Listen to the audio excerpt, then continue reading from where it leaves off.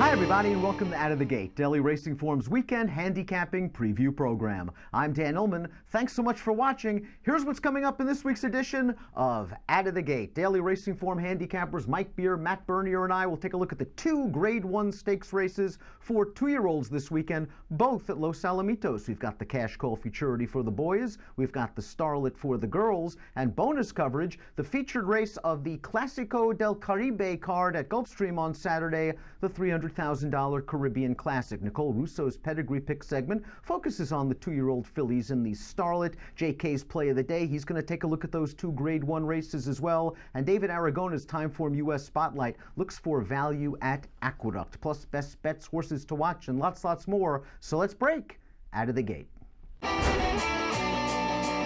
We begin Out of the Gate with our horse watch segment. Mike Beer, Naira analyst, you found something at Gulfstream Park. Yeah, opening day Saturday at Gulfstream Park. Just a little maiden race on the grass for 2-year-olds. We're going to look at Red Sorrel. This is a first-time starter for Mike Maker. This horse looked like a first-time starter this way. Didn't break at all, got squeezed back, outrun early. This horse catches an awful lot of traffic in the stretch. So we didn't show the run through the second turn, but he was just blocked behind horses, had to steady. And here he is, just can't really find a clean lane to run through. But he's rallying the entire way. He's going to get up for third, race on down to the finish. And I thought this horse had enough trouble to be one that you want to watch next time he runs. Speaking of trouble, Matt, your horse watch this week has been arguably the most unlucky horse in all of 2018. Yeah, it's been a tough go for Daddy as a legend when you consider what she's accomplished in the races she's run in. It's kind of unfortunate she only has 1 or 2 victories to date. We're going to go back to the matriarch. This is her most recent run, and unfortunately for her, she gets run over by Uni, by Chad Brown. What else is new? But look, this is the best race, in my opinion, of her career. You see her tipping out about 7-8 paths off the rail right now. She's going to finish and absolutely blow the doors off the rest of this field, and this is a good group of older horses. And unfortunately, she just gets run down by a buzzsaw down the center of the lane. Keep in mind, she's a 3-year-old. This was her first time against going older horses. I feel like this mile distance, this is her configuration. Next year as a 4-year-old, why not a race like the Just a Game, a mile at Belmont Park? I think we could be looking at a nice middle distance horse next year. I'm going to go with the New Jersey-bred millionaire Sunny Ridge, fresh off a third-place finish in the Cigar Mile. And while no match for pattern recognition, I just don't think the trip really worked out for Sunny Ridge. Pattern recognition, if you recall, was able to break sharply, clear over from his far outside post, and made a very easy lead. Sunny Ridge ended up following the beaten favorite Mendelssohn, who was kind of one-paced all the way around the turn and into the stretch. You see Sunny Ridge at the back of the pack. Mendelssohn really didn't take him anywhere, and now they're sprinting for home, and this is a big advantage for pattern recognition. Sunny Ridge does finish willingly down towards the inside. I thought it was a good performance here into 102 Beyer speed figure. And while horses like Pattern Recognition and the runner-up True Timber seem headed for the Pegasus World Cup, trainer Jason Service has more realistic goals for Sunny Ridge. Races like the Queens County and the Jazzle at Aqueduct. I think the long-term goal for this horse is going to be the Charlestown Classic. And maybe, just maybe, if he returns as a 6-year-old in good form, we'll see him in the Metropolitan Mile. That's Sunny Ridge for Jason Service. Let's get to some handicapping. The feature race at Los Alamitos on Saturday. Kentucky Derby qualifying points on the line in the CashCall Futurity. Let's throw up the field for the Grade 1 Los Alamitos CashCall Futurity. 2-year-olds going a mile and a 16th for $300,000. It is your Saturday race of the day, which means you can access free Formulator past performances on the Race of the Day event page at DRF.com. Download them and handicap along with us. And for expanded stakes previews of all the major races this weekend and lots more, head on over to video.drf.com or the Daily Racing Form YouTube channel. Matt, Bob Baffert's got this race covered. He's got the 2 morning line favorites. You like a little bit of a long shot, however. Yeah, I like one of the horses coming out of the Bob Hope, and one of Baffert's horses is coming out of that race as well. We're going to take a look at the stretch run of the Hope right now, and you're going to see a horse down on the inside. That's Mucho Gusto, one of Baffert's entrants in here. But the horse in the JMS silks, those blue and green ones in the back there, that's Extra Hope. He's the one that I'm most interested in. He's my pick here. I think he's going to appreciate getting back out to 2 turns. He's a little bit late with the lead change, but 2 starts back, first time blinkers, going 2 turns at Santa Anita. He exploded and won by almost 9 lengths. And the big thing for me with this race, I'm not trying to knock Mucho Gusto or even Savagery, who's also in here. It was just a merry-go-round. Nobody made up any ground. I don't think it was conducive to Extra Hope's style that day. And I kind of look at it and say, you know what? Baffert's probably going to win this race. But at the end of the day, if I want to take a shot against and look for any kind of value, maybe Extra Hope is your one. Mike, you're looking for a little bit of value as well. A horse that they took a shot with in the Breeders' Cup Juvenile. It didn't work out that day, but his prior race, perhaps most importantly, around 2 turns, was very good. Yeah, that was what I liked about Doolin. I'm sort of with Matt on this. I sort of feel like Baffert's probably got this race covered, especially with Improbable down inside. But I like Doolin as a horse. I liked his first 2 starts sprinting. And I really feel like he did take a step forward when they stretched him out. This is his 3rd career start, first around 2 turns, and it's his maiden breaker. Mike Smith rode him this day. Mike Smith will ride him on Saturday. And Mike, just kept him in a 4-wide trip around the track in here. You can see him take over readily in the stretch, and he's going to go through. I liked this win from him. He did not run well in the Breeders' Cup last time. Manny Franco gave this horse a great ride, and he wasn't good enough. I just don't really want to hold the Breeders' Cup against him. He comes back to a more realistic spot here. A race like this one here, when he broke his maiden, I think it'll give him a look at this race. He's going to be a price. Connections have always thought a lot of this horse, a $475,000 son of violence. And just remember, he was actually favored over the Breeders' Cup Juvenile winner, game winner, in only his 2nd lifetime start. I, like you two, think Baffert's going to win, and I'm going to pick Baffert. I think Improbable will handle the stretch out to 2 turns just fine. He's been an impressive winner in both starts. Let's go to his career debut at Santa Anita, going 6 furlongs, which might be a little short for him. Drayden Van Dyke has got him on the outside. He's in those familiar WinStar colors, and he's going to work pretty hard to win this race, but he does so with an 85 Beyer speed figure in very professional fashion. Baffert thought enough of this horse to ship him to the East Coast, ran him in the Street Sense Stakes on one of the Breeders' Cup undercards, and he just spread eagled that field. Now, I don't think that field in the Street Sense was very strong, but the way Improbable won it makes me think he's got some talent, and I think he's just found the right spot for his 2-turn debut. I think he can draft in behind the early leaders and attack in the lane. Improbable will be my top pick. Maybe I can try to get Savagery into the exotics. Blinkers off for trainer Peter Miller. Nicole Russo's pedigree pick segment this week focuses on the 2-year-old fillies at Los Alamitos, running in the Grade 1 Starlet Stakes. Then we'll take a break, and we'll be back with more handicapping on Out of the Gate. Hey everyone, Nicole Russo coming to you for Out of the Gate, and as you know, one more chance this season for 2-year-olds to grab Grade 1 glory Saturday at Los Alamitos. Looking at the field for the co-featured Starlet, you'll definitely recognize a couple of names whose pedigrees we've already discussed this summer and fall. One of those, of course, is multiple stakes winner Chasing Yesterday, the half-sister to Triple Crown winner American Pharoah. And the other is Mother Mother, a half to Derby runner-up Commanding Curve and winner of the Rags to Riches at Churchill last out. So with some notes on those in the books, let's take a look at some of the others in this field, starting with Vibrant. After her maiden win, the filly ran 2nd in the Grade 1 Chandelier and then 3rd in the Breeders' Cup Juvenile Fillies, so she's got top quality form. She's from the 2nd crop of Violence, who was among last year's leading freshman sires, and who had 2 Grade 3 winning daughters from that first crop over the summer. So his foals did train on well. Vibrance's dam has already also produced Peruvian Group 1 winner Ladaris. Now, another filly in this field with stakes experience, Oxy Lady, already a graded stakes winner, taking the Tempted at Aqueduct. She's from the 2nd crop of Preakness winner Oxbow, whose first crop included this year's Gulfstream Oaks winner Coach Rocks. Her dam is Renaissance Lady, a Grade 3 place juvenile, so precocity there. That dam a half to a couple of stakes horses, and this is a really classy extended family that just keeps producing.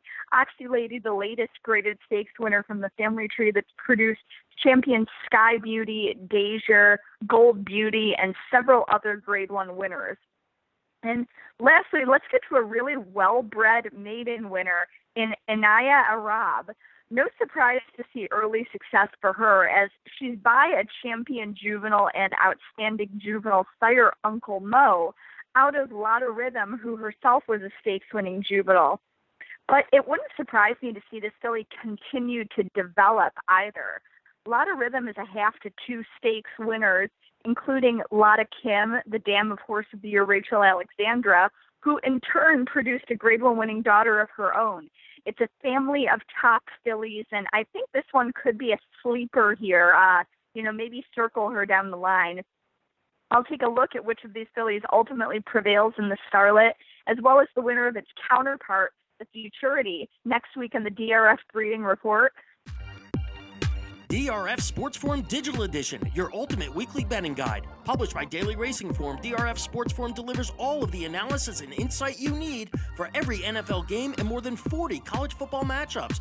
Beat the spread with powerful trends and sharp angles. Tap into best bets, expert picks, parlay winners, and more. All for just $4.99 per issue.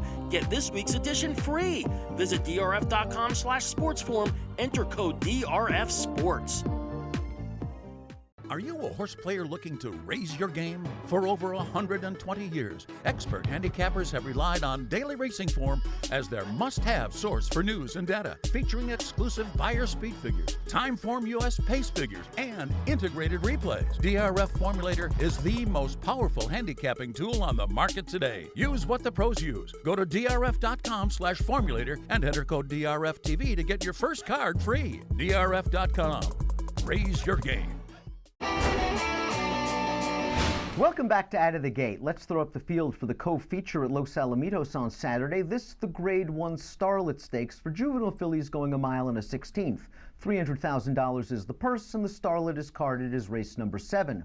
For expanded stakes previews of many of the major races all weekend long and lots more, head on over to video.drf.com or the Daily Racing Form YouTube channel. Matt, the number 1 Vibrance has certainly done some good things in her short career. She's multiple Grade 1 place, and she did not disgrace herself in the Breeders' Cup Juvenile Fillies last time out.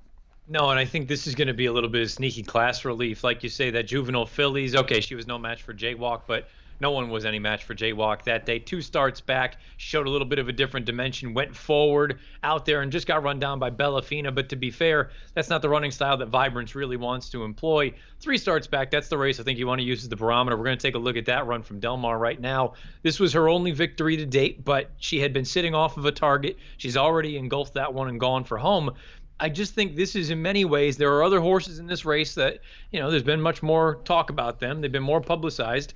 But at the same time, what Vibrance has accomplished in 4 lifetime starts, who she's run against, and how she's done it, I think in many ways you can make the case that Vibrance is the horse to beat in here. If she runs back to that Juvenile Fillies race, I think she has as good a chance as anyone else to win here on Saturday. Mike, one of the big question marks in this race is, do you believe the last out buyer speed figure of Oxy Lady? Because she improved 25 points to a whopping 94. If she runs that 94 on Saturday, she's going to win. Was it the blinkers? Is that buyer a little bit too high? Yeah, I'm not sure at this point if I really believe the 94 for that race. Certainly if you start taking that race apart now and look at the horses who have run back out of it, then you really don't believe the 94 because nobody's run particularly well out of that race. But Oxy Lady did run well in that spot. We're going to show you as much of the replay as we can here. It was a very foggy day at Aqueduct. She's had a nice trip right in behind the lead. You can see her angling to the outside right now under the whip. And she's just going to run right by this field in the stretch. It really was a nice performance for her and a nice step forward for her. I don't know if it's a 94 nice, but even if it's 10 points too high, it still puts her in the mix in this race.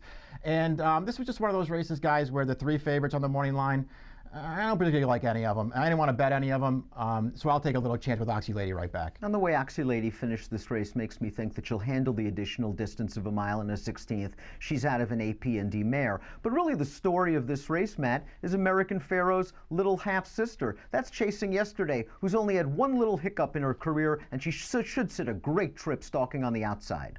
Yeah, she really should. Now the only thing she needs to do, truthfully, is answer the question, can she go 2 turns? And when you consider the pedigree being Pharaoh's little sister, you would like to think that this distance isn't going to be an issue. She's by Tappet. We're going to throw up a replay right now, and you can take a look from a running style standpoint. I don't think you're going to gain much out of looking at this one, but at the end of the day, she's had a nice stalking trip. This was that race at Del Mar most recently, only a field of 3. But the idea is, I think she's going to work at a very similar trip where she sits just off of some speeds that are drawn down to the inside, and she should have every opportunity to go on by if she's good enough. Again, the question really boils down to, can she handle the 2 turns, which at face value she should be able to, but also keep in mind it's Los Alamitos. Strange things happen at Los Al, and I don't know that this is necessarily the end-all be-all. If some of these fillies don't fire or some of them run off the screen, take it all with a little bit of a grain of salt, regardless, one way or the other. I'm going to agree with Mike, and I'm hoping that Mr. Byers at least close on the speed figure for Oxy Lady. I think she felt pretty in blinkers last time out. She's got a versatile running style. Jack Sisterton, former assistant to Doug O'Neill, I think he's done a good job with this filly. He could have run her in the Demoiselle last week, where we know she likes the track. Decided to wait for the more prestigious Grade 1 Starlet Stakes for Oxy Lady. I think the price will be right, and she does have the best last buyer figure. I'll go with a slight stab with Oxy Lady. Let's move from Southern California to South Florida for the Caribbean Classic, the Clásico del Caribe. Lots of stakes action at Gulfstream Park on Saturday, but all eyes on the feature, the $300,000 Clásico del Caribe, the Caribbean Classic. Let's take a look at this field. We're going 1 1/8 at Gulfstream Park for expanded stakes previews of many of the major races all weekend long. Visit video.drf.com or the Daily Racing Form YouTube channel. Matt, you believe the hype. There is a 3-5 morning line favorite in here. He is 13 for 13 in his career. Justify who? We have Kukulkan. You're stealing all my talking points for Kukulkan. So look, this is one of those instances where I'm not going to try to sell you a bill of goods. I don't know what I'm looking at here. All I know is Kukulkan's a horse that's 13 for 13. We can throw up the replay now. I recognize he hasn't been running against giant fields. You see, this is a field of 4, but he goes off and he wins like a 1 to 9 shot should. I mean, he's been very impressive. Clearly, his past 2 runs, he's won by open lengths by more than double digits in each of them. I don't know. I mean, again, guys, who knows what we're looking at as far as speed figures are concerned. We don't have any of those, unfortunately. He's 13 for 13. I'm not going to argue with perfection. I'll go with this horse. Mike, your top selection in here, no slouch himself. That's the number 10 Bukowski, representing Venezuela. This horse was a winner last time out in a Group 1 race. As a matter of fact, has won his last 2 in Group 1 competition. This is a tough post position for 1 1/8 dirt race at Gulfstream, the far outside. Yeah, he didn't draw well in this race, so he has to overcome that. He has shown tactical speed, though, in all of his races over there, at least the 4 of the ones that I was able to pull up replays for. He looks like he's okay. I'm kind of with Matt on this. I don't know. I'm just doing a lot of guessing in this race. But Bukowski, I like his running style. His last 2 races where they went long with him and he won both of those, he ran really well in those races, particularly his last one where he moved very early in that race. Here's the replay of it. He's already taken it over. He made this move to take this race over on the backstretch, though, and he opened a long lead, and he will hold on at the end. You can see that it's a big field behind him. I think if you look at the PPs, it suggests he was only beaten 3 or 4 horses. This was a big field in here. He took over. He hangs on late. I actually think cutting back to the 1 1/8 could work for this horse. And the outside post, it's all up to getting the right trip, breaking out with such a short run going into the first turn. But he finishes this race well enough, and you were right. He took over that race with a bold move on the backstretch. Had every right to get tired late and was still hanging on to win it. The 5 is Sol de Orion, and that's my pick in here. The Panama-based horses have done very well in this series since the inception of this series, and this is the second time it's been at Gulfstream Park. It's usually held in Latin or South America. Sol de Orion has won his last 2 races, the last 2 legs of the Panamanian Triple Crown, and I liked what we saw most recently. This was a race in which he took a lot of pressure in the middle half mile. He's in the pink silks, and he is confronted by Dario Ruth, who is the number 2 on Saturday. Dario Ruth sat behind that pace, and he is making the move with all of the momentum. He puts a head in front, and it looks like Sol de Orion is going to have to settle for second best. But this horse is just all heart in the stretch. Even though he is on his left lead all the way down to the wire, he is able to outfinish Dario Ruth. He did a lot of work in the second quarter of that race, 24 and change after a 26 opening first quarter, and then is able to fend off Dario Ruth. I think this horse is just getting good. I think he's a late bloomer. He's 6-1 on the morning line, and he attracts Jose Lezcano, and I expect him to be close to the pace in the Caribbean Classic. JK's play of the day. He's going to take a look at 2 of the major races for Los Alamitos, both of them Grade 1 stakes races, and then David Aragona from TimeformUS looks for value at Aqueduct. Let's go to those segments, and we'll come back for best bets. Hey everybody, welcome to JK's Play of the Day. I'm going to go out to the West Coast, Los Alamitos. 2 Grade 1s out there, the Los Futurity, also the Starlet for the 2-year-old fillies. What you'll notice here is that the placement of these races is a little bit sneaky. It's kind of in the middle of the card. You can't do it in the big multi-race bets, the early pick 5, the late pick 4. However, you can play a pick 3 in the middle, connecting these two Grade 1 events with a little starter race in between. Obviously, the small fields probably have something to do with that. I like 2 horses in the first race. The Losal, the Futurity, the horse on the rail, Improbable. Drawn outside, I would probably single, but the inside is not exactly where you want to be down at Los Alamitos. Obviously, this horse could potentially still break well enough to get off of the inside rail, but if he ends up being down there the entire time, I do have to say it will be a little bit of a hindrance to his ability to run his best race, although I do think he's extremely talented. The race at Churchill was obviously impressive, came back with a really strong figure. The outside horse, I believe it's the 6th horse, Mucho Gusto, ran huge last time. It's a fun name to say anyway, especially for those who like to speak a little Spanish. Mucho Gusto out on the outside. So I'm just going to use 2 Baffert horses in this first leg to get started here.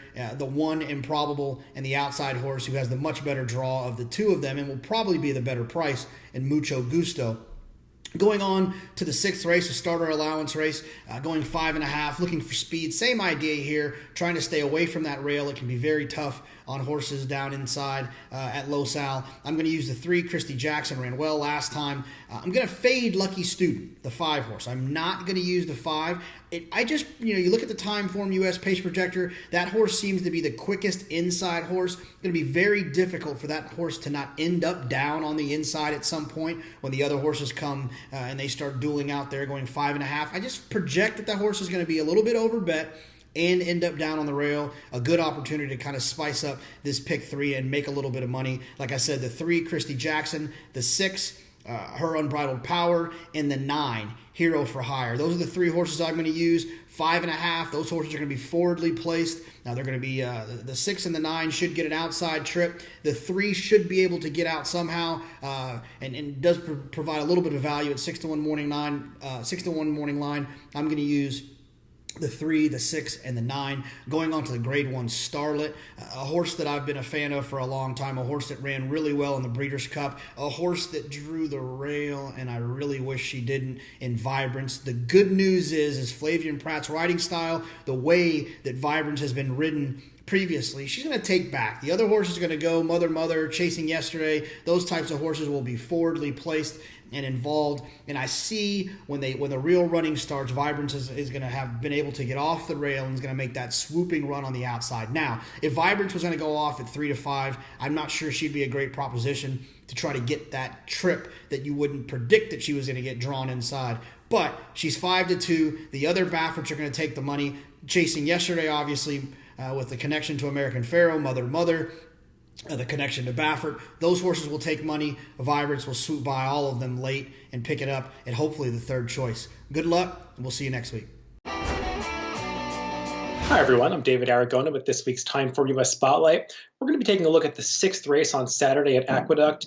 It's not one of the stakes races on the card. It's actually a $25,000 claiming race for New York breds going 6 furlongs. I always like these races. They draw pretty interesting fields. Some New York breds that are dropping out of allowance company, some horses that are moving up out of cheaper open company races. Just a really good mix of class levels, and that's exactly what we have in this race. It's a really competitive field, no clear favorite, a bunch of horses that are going to be in contention. And I think we have to start by looking at the TimeformUS pace projector. You see up in the right-hand corner that blue See Details button, and that usually indicates horses that are going to be favored on near the lead. And that's definitely the case in this race because the number 8 horse Bavaro just does look like the clear speed. There are other horses in this race that want to be forwardly placed, but Bavaro is just a need the lead type who probably is going to be out in front of these horses. And he's the favorite on the morning line, but it's a pretty lukewarm favoritism.